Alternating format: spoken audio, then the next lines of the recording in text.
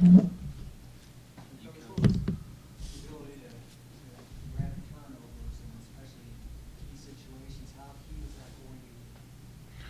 we didn't play our best. We didn't play our best game. So the fact that we created turnovers, it helped us, in the game. And then as I thought about it, throughout the game, I didn't want to do anything in a play call that, would jeopardize our chance to win the game. I think it's important that, we talk to our players about, hey, listen, we've played well before, and we've done some great things out there on the field, and you didn't win the game. So at the end of the day, it's about winning the game. So I had to contain myself in terms of play calling quite a bit in the game because of the fact that we were in a position where the game was, we had control of the game. And it might not have looked pretty when we were not as aggressive as we like to be, but we had control of the game. And I, like I said, I think that's part of growing for me as a play caller is to make sure that I don't do things in my egotistical state that jeopardizes where we are as a team. And our guys were able to force some turnovers to get us into that position, and I just didn't at any point want to put us in a bad place.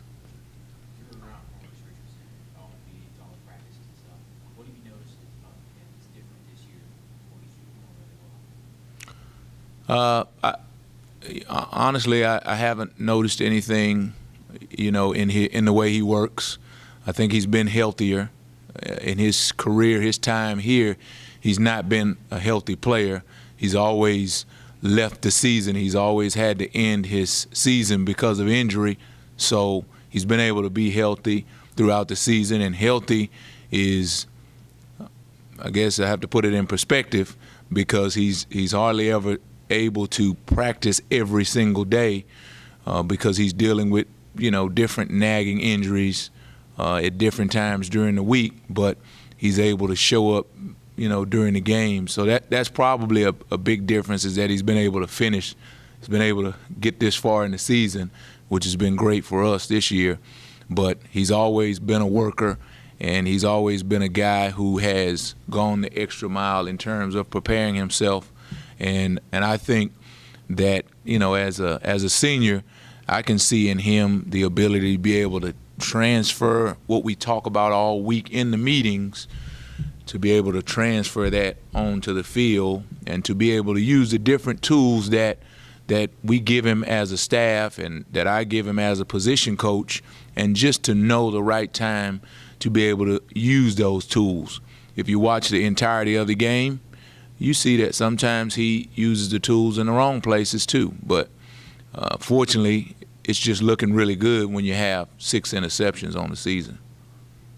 He and Jordan have 10 interceptions. If you throw Malone in there, you got 15. Has your secondary surprised you or exceeded your expectations this year?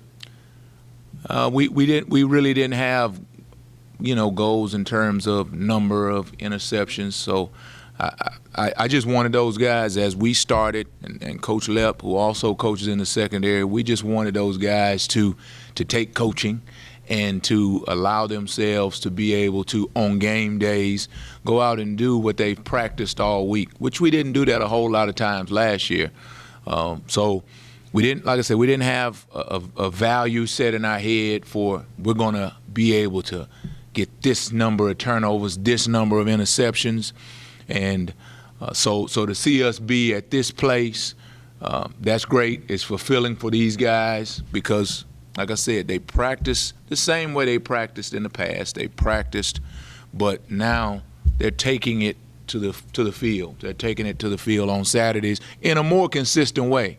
It's not what we want, and that's probably why I'll keep a good job, because it'll never be perfect, but it's much better than it has been.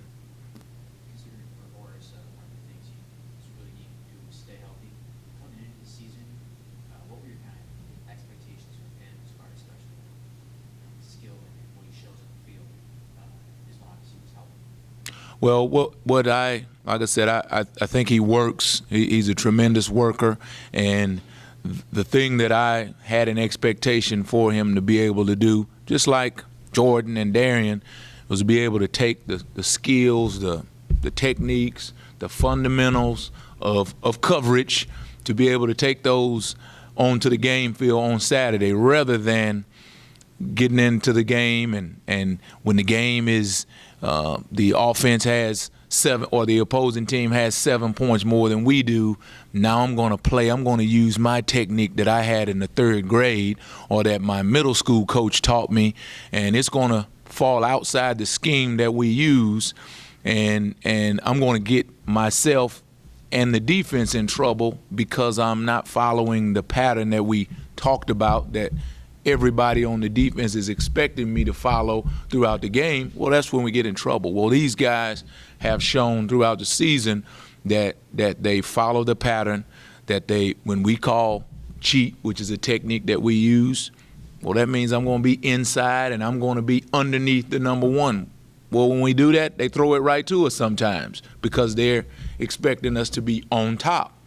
And, in the past, we're playing cheat, and the guy who's supposed to be underneath, he's on top. So it's just been really refreshing as a coach to see them do it exactly the way you coach them to do it, and them to be rewarded for that, because they're out on the field. And when you're a player, you always wonder if your coach if he knows what he's talking about.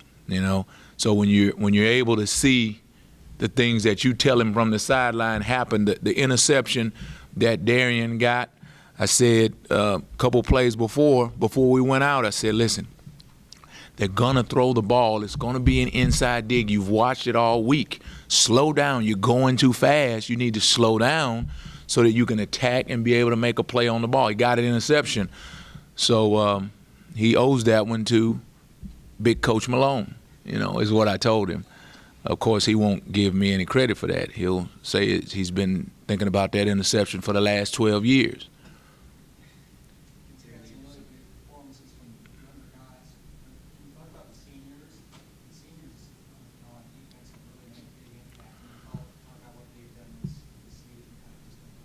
Well, we talked about that once before. Guys like Darian, guys who have played a lot of football around here, guys like Zelt Minor. They've been on the team, and they've been here. They've been eating a lot of steak, and that was mean. I shouldn't have said that. They've been on the team, and they hadn't performed to the level that they are today. And so it's good to see a guy or guys who have put in work, but they just hadn't found the jewels. They just hadn't accomplished what they've been able to accomplish this season. When you're a senior, you should be a dominant player. You should be. Freshmen who go out and compete at a high level and who go out and do things, that's a rarity. But seniors, these guys should be. We ask them to do it a little bit before their senior year, and sometimes it works out like that. But when you're a senior, you should be a dominant player on your team, and that's what we're getting. Fortunately, that's what we're getting because they, in our opinions, they lay the groundwork for the younger guys. When a younger guy steps out there at safety, he knows what he's playing behind. He knows that the expectation is for there not to be a letdown when Darian is over taking a break. So it is rewarding for them, but it's really helpful for us as we move into the future. Anything else? You faced a lot of mobile quarterbacks this year, TCU, Temple, certainly Houston. Now you get Quentin Flowers on Saturday. How does he compare to those guys, and what does he do best, or what concerns you the most about defending him? Well, I was hoping that we didn't have to talk about him, that we just could have went through this whole press conference and not talked about him. But he's definitely a challenge, and like you said, we faced mobile quarterbacks, and that's the way we'll approach it with our team, is that we've been here before. But surely, if you even go back to what he was last season in our game, and as we watched him last season, he's definitely improved. I would say he's one of the most improved quarterbacks in our conference, and he produces yards and wins for his team, and he definitely is a challenge for the defense with his arm and his feet. And they use him in a way, to put you in, from a defensive standpoint, to put you in the most strenuous situations. But we faced that before. And the thing that we'll stress to our guys this week is that tackling in space will be vital. Maintaining position, because, when you watch them, a lot of plays happen when people are out of position. They're just straight up, they're out of position. And when you have athletes with the speed and the ability to get the ball down the field that South Florida has, you're setting yourself up for failure. So our guys will have to be aligned correctly, and when the opportunity presents itself to be able to make a tackle in space, just like we've done in different times this season, we're going to have to be able to put forth our best effort to be able to get these guys down, because time and time again they make people miss, and they're out the gate. And there'll be a lot of one-on-one, man-to-man situations in space. Well, we talk a lot about our defensive line and those guys being fresh and being able to run and those things. Well, it's when we get into those positions, when there's a one-on-one tackle, that we got to get extra guys to the party. And those defensive linemen will be able to give us a little bit extra when it comes to those times. Prayer will also help.